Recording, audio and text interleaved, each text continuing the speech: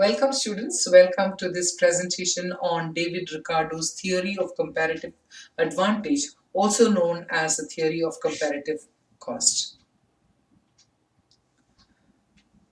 The thinkers of the 18th and 19th century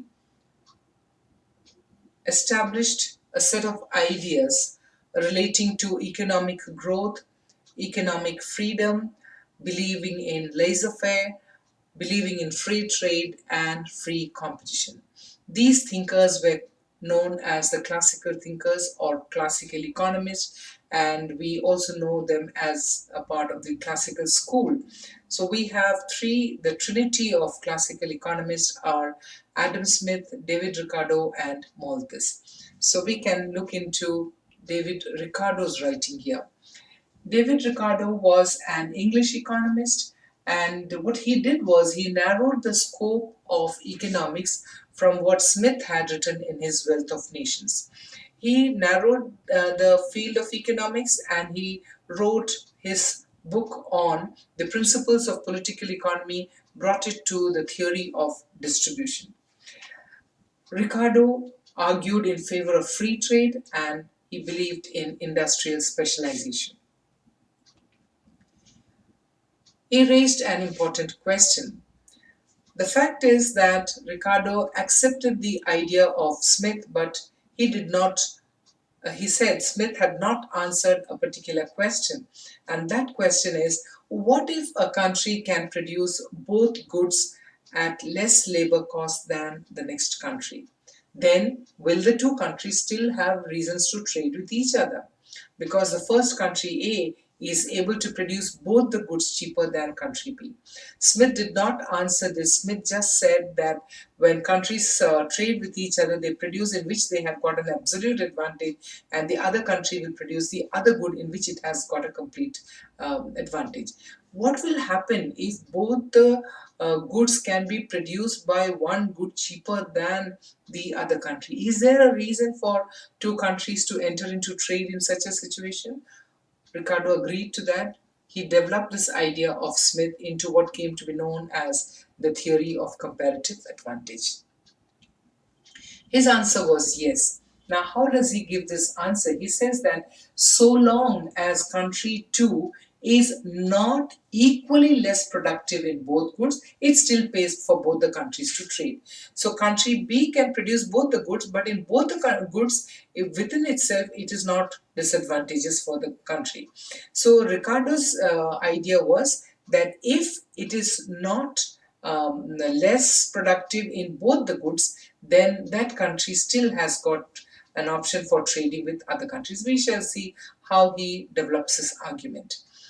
This exposition of Ricardo shows the distinction between absolute cost advantage and comparative cost advantage, and this is considered to be one of the most brilliant insights in international trade or international economics.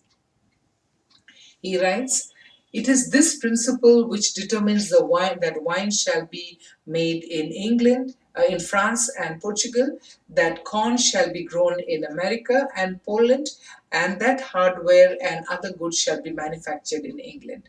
So each country seems to have specialized in something, not in the Smithian way, but in David Ricardo's way. So we shall see how David Ricardo explained why this kind of trade specialization will take place. Let's look at the assumption. The theory is based on the principle of division of labor. It is a 2 into 2 into 1 trade model, which means there are two countries, two commodities, and one factor of production, which is labor. Then there are no transport costs for moving the goods.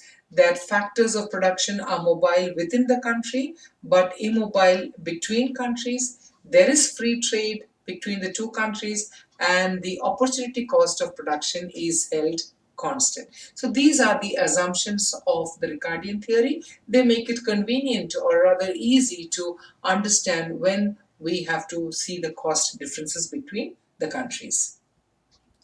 Let's look at this table. There are four items here. Portugal and England, two countries, two commodities, wine and cloth, and one factor of production, that is labor. So in Portugal, to make 1 unit of wine, Portugal requires 80 labor hours. In Portugal, to make 1 unit of cloth, Portugal requires 90 labor hours. Right? So one requires 80 and the other cloth requires 90 labor hours. In England, to produce 1 unit of cloth wine, it requires 120 labor hours, and 1 unit of cloth requires 100 labor hours. By looking at the table, we will understand that Portugal can make both these goods cheaper than England because it requires less number of hours both for production of wine and cloth when compared to England. The question at this stage is, what is it that Portugal will gain from England if they enter into trade, and what is it that England has to offer to Portugal if England gets into trade with Portugal? To explain that particular question, answer that particular question, Ricardo introduces the idea of opportunity cost. Now, opportunity cost in economics can be explained this way, that if the one product has one good X has to be one more unit of good X has to be produced, then how many units of good Y will have to be given up? That is the opportunity cost of producing good X. So it is the amount of other good Y which has to be given up in order to produce an additional unit of good X. So a country will have comparative advantage in the production of a good if the opportunity cost for producing that good is lower at home than in another country. So we compare the opportunity cost of production of both the goods first at home. So when we understand the opportunity cost of producing at home, then we will be able to arrive at a situation where the country can actually trade with the other country or not. Now let's compare the opportunity cost here. This opportunity cost can be compared this way. In Portugal, if it has to make a unit of wine, it requires 80 labor hours. And what is the opportunity cost? The opportunity cost is the cost of producing 1 unit of cloth. Now, how many units of wine it can produce and how many units of cloth it can produce with the same labor? It can produce 1 unit of wine, or it can produce 0.88 units of cloth. That means the units of cloth that it is going to make is less than the unit of wine that it will produce. Take the same thing for cloth in Portugal. In Portugal, to make cloth, it will require one unit of cloth will require 1.12 unit of cloth of wine. So what does that mean? So to make 1 unit of cloth, Portugal will have to give up 1.12 units of wine. So it has to sacrifice more units of wine to make 1 unit of cloth. Whereas to make cloth, it has to sacrifice only 0.88 units of cloth, which is less than 1. Now take the case of England. In the case of England, to make 1 unit of wine, England has to give up 1 unit of 120 units of labor, and it can produce cloth with 100 units of labor. So now what is happening? To make 1 unit of wine in England, it needs to give up 1.2 units of cloth. Just the same story to the production of cloth in England. We find to make 1 unit of cloth, England has to give up 0.83 units of wine. So it is obviously clear that England needs to give up less units of labor to produce cloth and more units of labor to produce wine. So this is the opportunity cost condition of both the countries. Now, there are two kinds of economies that we study in international trade. One is called as a closed economy, and the other one is known as an open economy. Closed economy is under the conditions of autarky. Autarky means no trade between the two countries. Now, if two countries, England and Portugal, do not trade with each other but produce and consume both the goods in their respective country, then what is the cost of production? The cost of production, what is the price? That price of the two goods will be based on the cost of production in their respective countries. That is very clear. So whatever, without trade, whatever they produce at home, the price will be based on the cost of production at home. In this closed economy's case, let us see how how the economy will function. With no trade, England has to give up how many hours? England has to give up 90 hours of labor to get 1 unit of cloth, right? Portugal has to give up 90 hours of labor to produce 1 unit of cloth. England has to give up 120 units of labor to make 1 unit of wine. That is without trade in their domestic economies. What happens now when countries enter into trade? When countries enter into trade, Portugal can make 1 unit of wine with 80 hours, and England can produce 1 unit of cloth with 100 labor hours. So, what would Portugal do? Portugal can make 1 unit of wine and they exchange that 1 unit of wine with 1 unit of cloth from England. And by doing that, it does not produce cloth at home. When it does not produce cloth at home, it frees out 10 labor hours, because 10 labor hours are extra. It is not using to produce cloth, so it has got 10 hours extra. Now this 10 hours extra that Portugal is having, it can either use that 10 hours to produce more units of wine, or it can give the laborers more leisure. So trade here is not only allowing more production of wine, it can also be used to give more leisure hours to the laborers. So it can or give the increased leisure. Now what happens to England? England's story is similar. With trade, England can produce 1 unit of labor for 100 one unit of cloth, 1 unit of cloth for 100 units of labor, and then exchange that unit of cloth for wine from Portugal.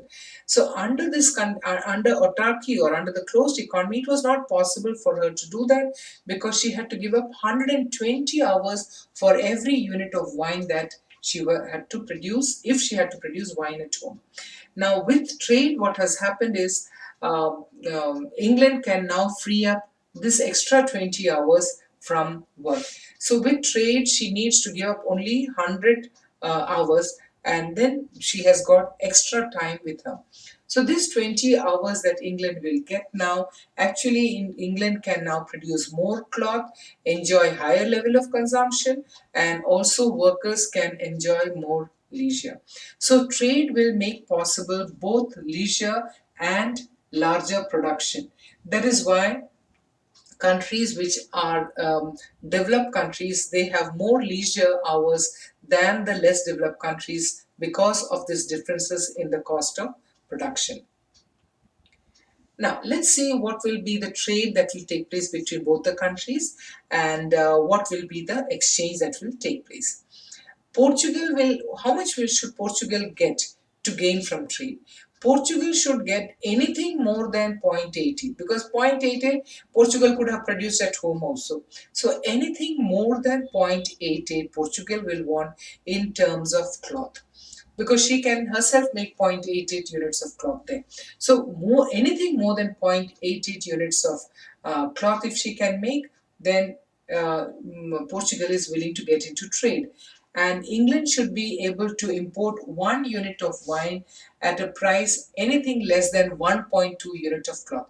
At 1.2 units, even England can produce cloth at home. So anything less than 1.2 units of cloth, England is willing to trade. So she too will gain by trading with the other country. Trade has thus offers a lot of possibility in terms of advantage to both the countries, where we found that the country Portugal specializes in that area where her comparative disadvantage is greater and trades in that commodity where her comparative disadvantage is greater. So advantage and disadvantage will be the one that will decide the country's reason for trading with other country by looking at the opportunity cost of production. So trade in the country will trade, even England will do the same thing. In whichever good we found that England has got an advantage, comparative advantage in the production of cloth when compared to that of wine. Therefore, England also will choose to specialize in the production of cloth and import wine. So that is how the two countries will trade with each other, and both the countries will gain. This simple picture I thought will make this whole idea easier. You can also see how in day-to-day life an idea like this is quite applied. These two characters here, the lawyer Pam and the secretary Anne. Now the lawyer Anne can do both the job of pleading in the court and also do her secretarial work, whereas Anne can do the secretarial work. What can the lawyer do? The lawyer can get 100 for her services. She gets $150 per hour, and for the secretarial purpose, Anne will get only $25 per hour. Now, what Pam does is Pam will employ a full-time secretary. When Pam employs a full-time secretary, she gets more time to address her legal work than to focus on a work which somebody else is able to do for her at a cheaper price, which means that if the lawyer also did the work of the secretary, she would have lost the money that she would have gained as a lawyer. So here what she does is she will now lose out only $25, whereas she can actually concentrate on doing her lawyer's work in which she can specialize, and Anne can get an employment, and Anne can get $25 worth of earning. So you can see that when there is a possibility of a person doing both the work, they don't do both the work. In turn, they choose to do that work in which there is a greater earning possible, and employ somebody else to do a work which will give less remuneration. This is the same idea that is applied in organizations where they employ people to do various kinds of work, or you can see later how firms don't do everything. Firms take away a part of the work and asks other firms to do their work, because the firm can concentrate on something that it is better at, rather than doing things in which it doesn't have, it can do, but then it doesn't earn much by doing that. So by giving that work to somebody else, this firm will enjoy better benefit. So the idea of comparative cost is useful to understand even how time is allocated between work that we do, between people we do, between firms, how do they do. So it has got a wide application. If you put your ideas together, you can see that this comparative cost has got a lot of relevance. So what Ricardo demonstrated was that for two nations without factor mobility, specialization and trade is possible, and when it is possible, it increases the total production of the two countries, and not only that, it can lower the cost of production in both the countries, and each nation can enjoy more leisure rather than trying to produce everything that it needs. That becomes the basis of the reason why countries do not try and produce everything. And that is the basis of globalization today. When countries have specialized in the production, each country has specialized in the production of some good and then trades it with another good. So John Stuart Mill later used the word comparative advantage in this particular to this particular theory. If you see the countries of the trade, one simple example could be between India and China. China specializes in the production of hardware, and India specializes in the software development. So it is because that India can produce hardware and software as much as China can produce hardware and software. But India seems to have an added advantage in the production of software than China has in the production of hardware. So both the countries actually trade with each other in those goods in which they have a comparative advantage. This is the basis of international trade today.